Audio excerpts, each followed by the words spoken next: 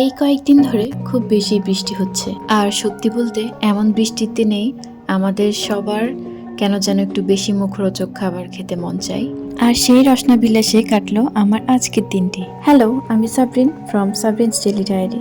সবাইকে ওয়েলকাম করছি আমার আরেকটি নতুন ভিডিওতে। সকাল সকাল বৃষ্টি দেখে ভাবছিলাম কি নাস্তা করা যায় আজ। ঠিক তখনই উনি বলল নিজের হাতে আজকে খিচুড়ি করে খাওয়াবে।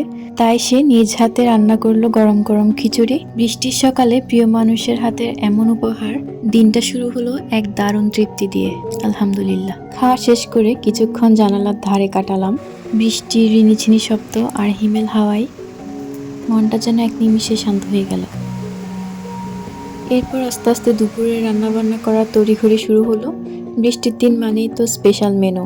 তাই দুপুরে রান্না করলাম গরুর মাংস ভুনা আর চট্টগ্রামের সেই বিখ্যাত মাসকলাইয়ের ডাল। দুইটাই ট্রেডিশনাল খাবার, এটা ম্যাচ পানির আইটেমও বলা হয়। আর এই মেনুটা আমাদের সবার ভীষণ প্রিয়, আর বৃষ্টির দুপুরে এই খাবারের কোনো তুলনা হয় না।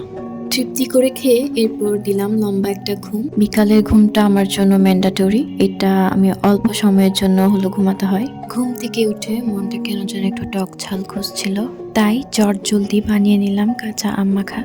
এভাবেই সাধারণ কিছু মুহূর্ত আর মজার মজার কিছু খাবার দিয়ে বৃষ্টিময় একটা দিন কাটলো।